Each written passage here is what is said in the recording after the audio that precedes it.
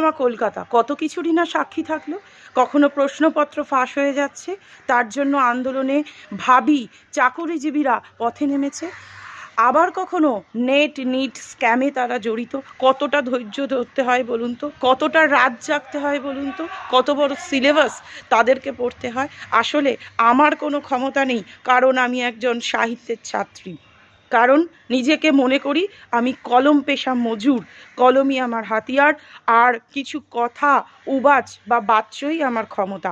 তাই বাধ্য হয়ে Bengali tutorial with Mou madam চ্যানেলে এইরকম একটি সোশ্যাল মিডিয়ার প্ল্যাটফর্মে এই ভিডিও করতে বাধ্য হলাম। প্লিজ আমাদের মতন এই শিক্ষিত লোকদের একটা কোটা তৈরি করুন, যাতে শিক্ষিতরা জায়গা পাক। অন্য কোটা তো অনেক হলো, অনেক রিজার্ভেশন হলো, এবার একটা শিক্ষিত কোটা চালু হোক না।